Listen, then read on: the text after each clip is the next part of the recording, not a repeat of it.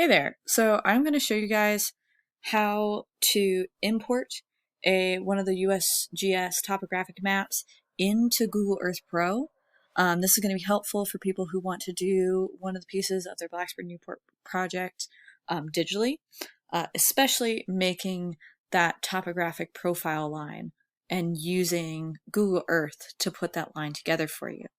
Of course, there are other options to do this. You can do it by hand, or if you like using GIS, using things like ArcGIS Pro or GIS, either one of those, you can do it. It's going to be a slightly different method though. This is focusing just on Google Earth. Okay, so in order to make my cross section, I need to have these 3 points in place, right? You want to, like, if you're doing this by hand, you would take your topographic map that we give you a copy of, and you would figure out, okay, well, where are those points that we put that cross-section line in? If you're trying to do it on Google Earth, the issue comes in is that if I like zoom into Newport, like this is Keister Hill right here, but I might not be able to exactly see where that contour line is that I need to put this little point onto. Right? So what I want to do to make sure that I have that, I want to bring in this topographic map in order to figure out, like, okay, I need to have a point and it needs to be right about there behind Keister Hill. So how do I go about doing that? I am about to show you. So first thing, you need to download the map. If you don't have the map, then you don't have anything. So I need to go to the national maps. This way I can find any of the USGS maps, and I want to go down to the National Maps Downloader, right? So National Maps Downloader, you can type in National Maps Downloader in order to get to their app, or you can search it like that. Okay, I need to find Blacksburg, because that's where we start. That's our big town that we're looking at. So this is Blacksburg here, up here is Newport. This is 460. And this is North Main Street. And so if you guys remember, this is kind of like that bottom right corner of your map that we hand you. Now, at the moment, maybe in the future we'll update it, but at the moment, the map that we're using is based on one of the topographic maps published in the 1960s. So we're actually going to look for a historical topographic map. So in order to find my stuff, I need to select the area that my map should be focusing on. So I go to Extent, I drag and drop. You can do it using Polygon. You can put a point in, just put a point there and see what covers it. I think the easiest way is hit Extent, drag and drop, you get this little rectangle. Okay. I hit Historical Topographic Maps. I make sure that it says GeoTIFF, and I want 7.5 by 7.5 minute, which is the same as a 1 to 24,000 unit map for my scale. Okay, once I have that selected, I can search products. It goes around and around, and I get all of these options. Now, my little square was perfect, right? So I get this footprint. If I zoom out a little bit, you guys can see it a little bit better. I get this footprint. Anywhere in this box is going to be that Newport, Virginia map. Okay. So I really have a whole selection that I can pick from. There's 1998, 1965. I want one of the 1965 ones. I am going to go ahead and let's see. They're all the same. I'll do this one. I do want to check and make sure that it gives me two options. It gives me GeoPDF and GeoTIFF. I'm going to end up downloading the GeoTIFF. Check that my extent is correct. It's 7.5 by 7.5. And it is in Newport, Virginia. So that is what I need. This is all going to look pretty much like that scale that we give you the printout for the project. So it doesn't matter which one I download from this. Pick one, 1965. I hit this little cart button, okay? And that'll put it in my cart. And like I said, I want to download the TIFF file. So it tells me what the data set, gives me a little preview of the map, tells me what the product name is. This gives me my download options. I can download the metadata, and this says the size, and this just gets it out of my cart. So I don't want to hit that. I want to hit this TIFF button. Okay, so as you can see, I already have one loaded. Delete that there, and I'm going to put it in this file, this folder here. I want to remember where that folder is, I'd save. Yes, I do want to replace it in this case. I already downloaded it earlier. Okay. So now that that's downloaded, I want to go to my Google Earth. In my Google Earth, obviously it doesn't populate automatically. I need to open it up. So I go to File, I go to Open. I make sure that I'm in the right folder where that GeoTIFF is saved. I click on it. You might not automatically have TIFFs show up. It's probably more likely going to be on this Google Earth KML type thing. You want to hit this, you go to your file types, go down to GeoTIFF, and then it'll give you the option. Hit Open, overlay location, wait,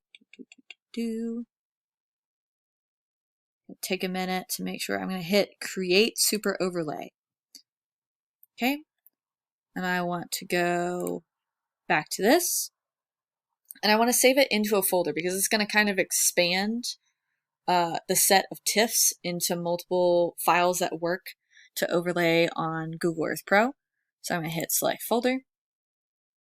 It's going to import that data.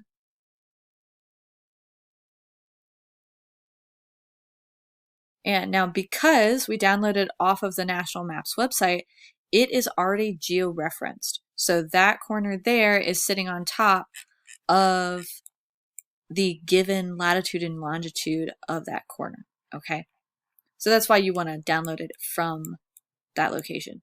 Okay, so now you have a topographic map that you can work with, and you can go to our posted maps and look at where we put the cross-section lines. So if I zoom in a lot, also something else, sometimes, just a little note, this is being projected, like your map is being projected on top of a 3D surface that Google Earth Pro has. So sometimes you want to turn off like 3D buildings because it'll clip through. And like as you zoom in and out, things are going to start clipping. So you don't want that. So make sure that 3D buildings is turned off. Same goes for the rest of these things. Sometimes it just gets in the way. You can turn all of them off. You don't really need them when you're putting these points down. Okay, so I go up here and I know that I'm supposed to have this little point here in Newport. Whenever you are putting these points down, make sure that you are actually facing down, right? You don't want to be looking towards an area and like into it. You want to be looking down onto it just like you would a normal map. You go up to your little pin, you add a little place bar, Newport point 2, since that's mine. My second one, I'm going to make sure that it's right on the location that I want it at, somewhere in there, and I can hit OK, right? So I can do that with all of my points. You do the same over here at Brush Mountain.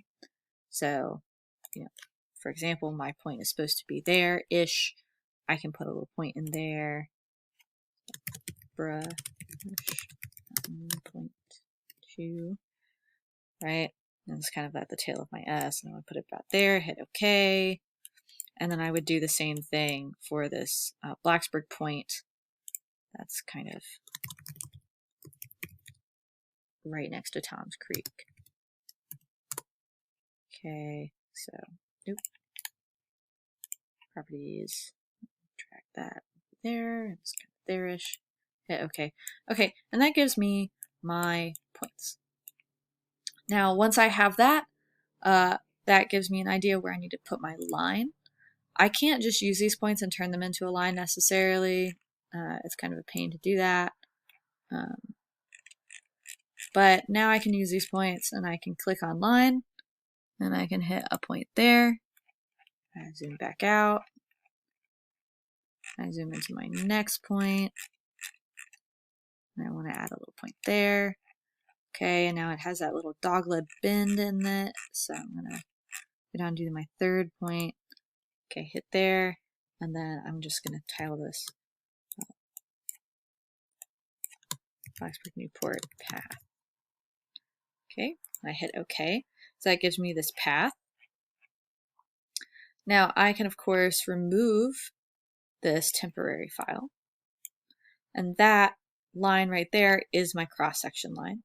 And if you don't remember off the top of your head how to find the elevation profile, I want to hit this, right-click it, hit Show Elevation Profile, and it'll come in here.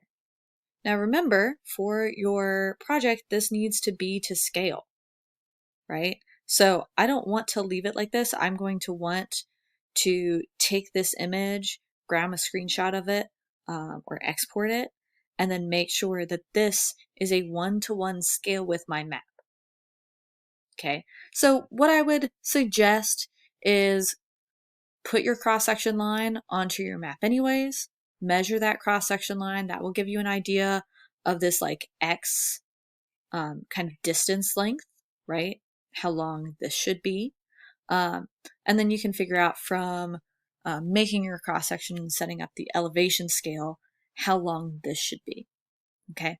Of course, it does not matter if you do it in meters or in feet, just stay consistent on your cross-section and in your strat column. You're supposed to show both meters and feet, or kilometers and feet.